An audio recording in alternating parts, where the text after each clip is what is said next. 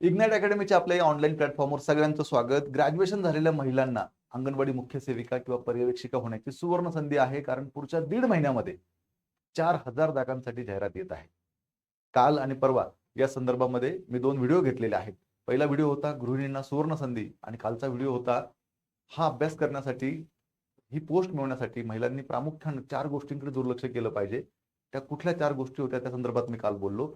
दोन्ही व्हिडिओंना भरभरून असा प्रतिसाद तुम्ही दिलेला आहे. जवळपास एका दिवसामध्ये 10,000 पेक्षा जास्त महिलांनी व्हिडिओ पाहिलेला आहे आणि दोन्ही व्हिडिओमध्ये सेम प्रश्न आहे. तो म्हणजे सर आमचं ग्रॅज्युएशन तर झालंय, पण एम-एस-सी-आय-टी नाही, तर आता आम्हाला फॉर्म भरता येईल का? त्याच प्रश्नाचं उत्तर देण्यासाठी आजचा हा व्हिडिओ आहे.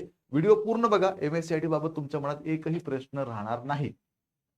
ही जी परीक्षा आहे, ही परीक्षा महिला व बाल विकास विभाग जो आहे त्या अंतर्गत जे आय-सी-डी-एस आहे, अर्थात एकात्मिक बाल विकास सेवा योजना, त्या अंतर्गत हे पदं भरली जातात. अंगणवाडी मुख्य सेविका पर्यवेक्षिकेची म्हणजेच आय-सी-डी-एसच्या मार्फत सरळ सेवेच्या माध्यमातून ही पदं जी आहेत ती भरली जातात. मग आता सरळ सेवेच्या माध्यमातूनही भरली जातात, म्हणजेच आय-सी-डी-एसच्या माध्यमातूनही भरलं जातं आणि जिल्हा परिषदच्या माध्यमातून सुद्धा हे पद जे आहे ते भरलं जातं आणि त्याच पद्धतीने डिपार्टमेंटल एक्झाम, ज्याला मराठीमध्ये आपण खाते अंतर्गत परीक्षा म्हणतो, म्हणजेच ज्या महिला आता ऑलरेडी अंगणवाडी सेविका आहेत त्यांना प्रमोशनने डिपार्टमेंटल एक्झाम देऊन मुख्य सेविका होता येतं, पर्यवेक्षिका होता येतं. मग आता मुख्य प्रश्न हा आहे की सर सरळ सेवेच्या माध्यमातून असेल किंवा डिपार्टमेंटल एक्झामच्या माध्यमातून असेल, जर मुख्य सेविका व्हायचं असेल तर मग एम-एस-सी-आय-टी कंपल्सरी आहे का किंवा सूट आहे का? तर त्याचं उत्तर मी तुम्हाला देतो. तत्पूर्वी हे लक्षात घ्या, स्पष्टपणे सांगितलेलं आहे ग्रॅज्युएशन तर लागणार आहे. एक्झाम पॅटर्न आपण मागच्या लेक्चरला व्हिडिओलाही पाहिलेला आहे. 100 प्रश्न 200 मार्कांसाठी आहे. त्याच्यामध्ये मराठी, इंग्रजी, सामान्य ज्ञान, एकात्मिक बाल विकास सेवा योजना व कायदे, पोषण अभियान, गणित बुद्धिमापन चाचणी, अंकगणित आणि संगणक, अशा पद्धतीनं हा एक्झामचा पॅटर्न मागचा होता. आता ही परीक्षा एमपीएससी कडे गेल्यामुळे एमपीएससी नेमकी पूर्व मुख्य घेते की सरळ सेवेची एकच परीक्षा घेते हे अजून कन्फर्म नाही. पण पूर्व मुख्य झाली किंवा एकच परीक्षा झाली तरी त्याच्यामध्ये असणारा जो अभ्यासक्रम आहे तो हाच असणार आहे, हे लक्षात घ्या. कारण आपल्याला या डिपार्टमेंटला काम करायचंय, त्यामुळे ह्या सगळ्या गोष्टी आपल्याला माहिती असणं आवश्यक आहे. मग आता विद्यार्थी मित्रमैत्रिणींनो, एम-एस-सी-आय-टीचं काय आहे? तर एम-एस-सी-आय-टी संदर्भामध्ये मागची जी एक्झाम झाली होती 2024 ची, त्या परीक्षेचा फॉर्म सुद्धा आपण भरून बघितलेला होता आणि त्याच्यामध्ये सुद्धा त्या जाहिरातीमध्ये काय माहिती देण्यात आलेली होती ते बघा. तर महाराष्ट्र शासनाच्या माहिती तंत्रज्ञान संचालनालयाने वेळोवेळी विहित केलेले संगणक हाताळणीबाबतचे प्रमाणपत्र धारण करणे अथवा सदर प्रमाणपत्र धारण करण्यापासून सूट मिळवलेली असणे आवश्यक राहील किंवा संगणक प्रमाणपत्र धारण केलेले नसल्यास याबाबत नियमात नमूद केलेल्या विहित मुदतीत प्रमाणपत्र धारण करणे आवश्यक राहील. अन्यथा विहित मुदतीनंतर संगणक प्रमाणपत्र धारण करेपर्यंत वार्षिक वेतनवाढ तसेच वरिष्ठ पदावर पदोन्नती अनुज्ञेय राहणार नाही. थोडी भाषा किचकट वाटत असली तरी सोपं करून सांगतो. इथे स्पष्टपणे म्हटलंय की एम-एस-सी-आय-टी सर्टिफिकेट लागणार आहे, पण नसेल तरी ते विहित मुदतीत सादर करणं आवश्यक आहे. 2003 चा महाराष्ट्र शासनाचा एक शासन निर्णय आहे. त्याप्रमाणे तुम्ही सिलेक्शन झाल्यानंतर 2 वर्षाच्या आत हे सर्टिफिकेट सादर करू शकता. आता मागचा फॉर्मचा मी मगाशी उल्लेख केला, तो फॉर्म भरत असताना सुद्धा तिथे एम-एस-सी-आय-टीचं सर्टिफिकेट टाकणं कंपल्सरी नव्हतं. म्हणजेच आपल्याला काय समजलं, आता जर आपल्याला मुख्य सेविकेचा फॉर्म भरायचा असेल जाहिरात आल्यानंतर, तर आपल्याला लगेच एम-एस-सी-आय-टी नसेल तरी चालणार आहे. पुढच्या 2 वर्षामध्ये सिलेक्शन झाल्यानंतर आपल्याला ते सबमिट केलं तरी चालतं. मग पुढचा मुद्दा असा आहे की ज्यांना डिपार्टमेंटल एक्झाम द्यायची आहे, जे आता ऑलरेडी सेविका आहेत, त्यांच्यासाठी काय? तर त्यांच्यासाठी सुद्धा हा एक शासन निर्णय आलेला आहे 10 ऑक्टोबर 2025 ला.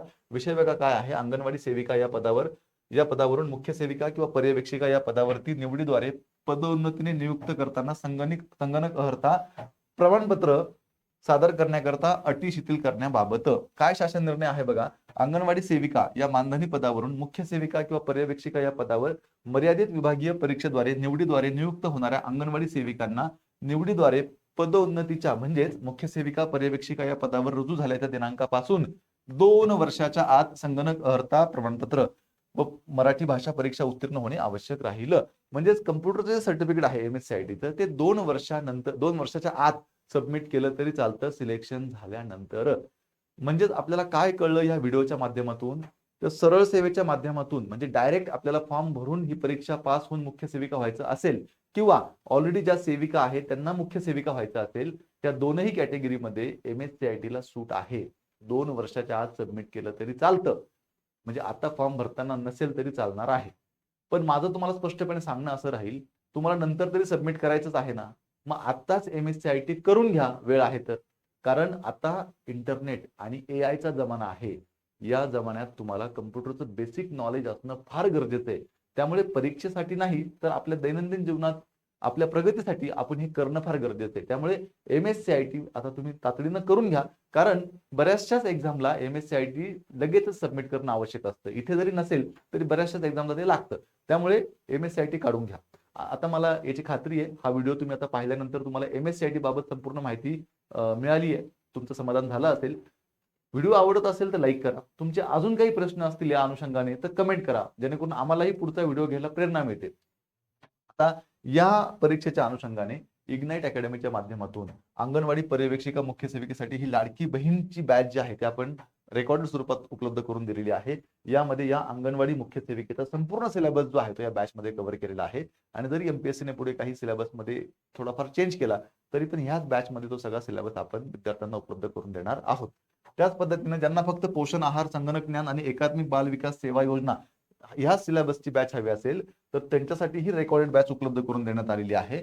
त्याच पद्धतीनं ही दुर्गा PYQ ची बॅच आहे, ही फक्त 1 रुपयात बॅच आहे. या बॅच मध्ये मागे झालेल्या प्रश्नपत्रिका म्हणजे मागे जी एक्झाम झाली होती त्याच्या संपूर्ण शिफ्टचं जे विश्लेषण आहे ते याच्यामध्ये केलेलं आहे. या बॅचचाही नक्की तुम्हाला फायदा होईल. त्याच पद्धतीनं या अंगणवाडी पर्यवेक्षिका मुख्य सेविकेसाठी तुम्हाला खूप चांगली मदत व्हावी, सर्व अपडेट्स तुम्हाला वेळोवेळी मिळावेत, यासाठी इग्नाइट अकॅडमीच्या माध्यमातून हे एक टेलिग्रामचं चॅनल जे आहे ते आपण तुमच्यासाठी सुरू केलेलं आहे. या चॅनलला तुम्ही फॉलो करा, त्या पेजला फॉलो करा. हे इंस्टाग्रामचं पेज आहे आपलं, हे सुद्धा नवीन आपण आता महिला अंगणवाडी मुख्य सेविकेसाठी चालू केलंय. ह्या इंस्टाग्राम पेजला सुद्धा तुम्ही फॉलो करा. त्याच पद्धतीने दररोज दुपारी 3 वाजता कृष्णा पाटील सरांची अंकगणित व बुद्धिमापन चाचणीसाठीची सिरीज आजपासून चालू होते. अभ्यासात तुम्हाला सोपं व्हावं, मदत व्हावी यासाठी ही सिरीज आपण चालू केलेली आहे. ओपन टू ऑल, युट्यूबला कोणीही पाहू शकतं. तेव्हा नक्की तुम्ही हे दुपारी 3 वाजता सेशन पाहायचं आहे. त्याच पद्धतीनं सायंकाळी 6 वाजता दररोज ICDS चे जे कायदे आहेत त्या संदर्भातलं PYQचं सेशन जे आहे ते संध्याकाळी 6 वाजता नितीन साळुंके सर आपले घेणार आहेत. हे दोन्ही सेशनला तुम्ही जॉईन करणं आवश्यक आहे, जेणेकरून तुम्हाला मागे कसे प्रश्न विचारले होते याचा एक अंदाज येतो, हे लक्षात घ्या आणि अभ्यासामध्ये मदत होते. अधिक माहितीसाठी 8888 90 61 16 हा जो आपला ऑफिसचा नंबर आहे त्याला संपर्क करा आणि अशाच पद्धतीनं वेगवेगळ्या एक्झामचे नवीन अपडेट जाणून घेण्यासाठी आत्ताच इग्नाइट अकॅडमीचं आपलं हे YouTube चॅनल जे आहे ते सबस्क्राईब करा. भेटूया पुढच्या व्हिडिओमध्ये, तोपर्यंत थांबूया. धन्यवाद.